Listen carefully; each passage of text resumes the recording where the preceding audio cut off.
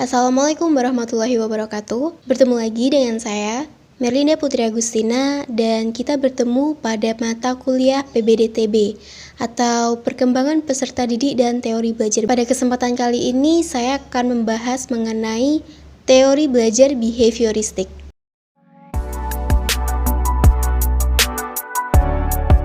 Teman-teman tahu nggak? Kalau kesuksesan peserta didik dalam belajar ini tidak hanya dilihat berdasarkan pemahaman akademiknya saja, namun juga dilihat berdasarkan perubahan perilaku dari peserta didik itu. Nah, perubahan perilaku ini nanti akan masuk ke dalam teori belajar behavioristik.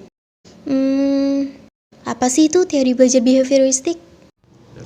Jadi, teori belajar behavioristik ini adalah teori belajar yang mengedepankan perubahan perilaku peserta didik sebagai hasil dari proses pembelajaran. Nah, teori ini tuh menjelaskan bahwa belajar adalah perubahan tingkah laku sebagai akibat dari adanya interaksi antara stimulus dan juga respon. Karena itu, teori ini sering disebut sebagai SR psikologis, S sebagai stimulus dan R sebagai respon. Perilaku atau tingkah laku menurut teori behavioristik ini bisa dirubah, dibentuk, dan dimunculkan karena mendapat dorongan dari suatu tindakan. Tindakannya bisa melalui teknik dan hukum pada teori belajar behavioristik.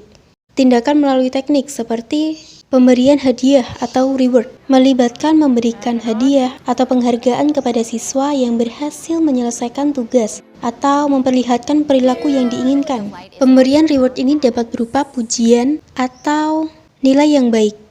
Hal ini dapat meningkatkan motivasi siswa untuk belajar dan memperkuat keterampilan atau perilaku yang diinginkan. Lalu ada pemberian hukuman atau punishment. Hal ini melibatkan pemberian konsekuensi negatif pada siswa yang tidak menyelesaikan tugas atau memperlihatkan perilaku yang tidak diinginkan. Hal ini dapat membuat siswa menghindari perilaku yang tidak diinginkan dan merasa jera. Dua teknik ini, yaitu reward dan juga punishment, merupakan cara yang ampuh dalam teori belajar behavioristik. Teknik lain yang bisa dilakukan yaitu conditioning klasik atau classical conditioning. Ini melibatkan pengaitan suatu stimulus dengan suatu respon. Contohnya, guru memberikan sinyal khusus pada siswa ketika mereka harus fokus untuk belajar. Nah, hal ini tuh dapat membantu siswa memahami bahwa suatu stimulus tertentu dapat memicu perilaku atau respon yang diinginkan. Teknik lain contohnya seperti model atau modeling. Ini melibatkan pengamatan atau peniruan perilaku yang dianggap tepat atau diinginkan. Contohnya seperti guru dapat memperlihatkan cara menyelesaikan tugas atau masalah tertentu dan siswa menirunya. Hal ini dapat membantu siswa memperoleh keterampilan atau perilaku yang diinginkan dan meningkatkan keterampilan sosial.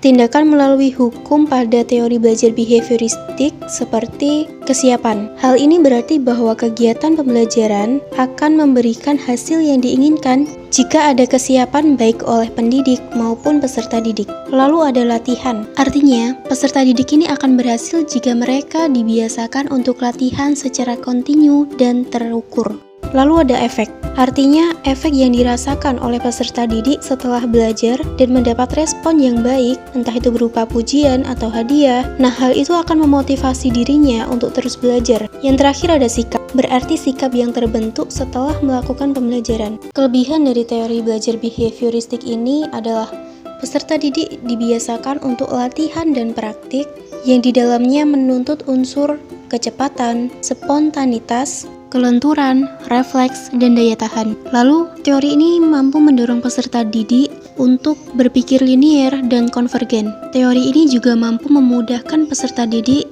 dalam mencapai sesuatu target dalam pembelajaran. Namun, teori belajar behavioristik ini juga memiliki kekurangan. Hukuman yang diberikan seperti menjewer berpotensi menimbulkan perubahan perilaku buruk pada peserta didik. Kekurangan lainnya yaitu timbul kesulitan untuk menjelaskan kondisi belajar yang kompleks karena hanya beracuan pada stimulus dan juga respon. Jadi itu tadi pembahasan saya mengenai teori belajar behavioristik.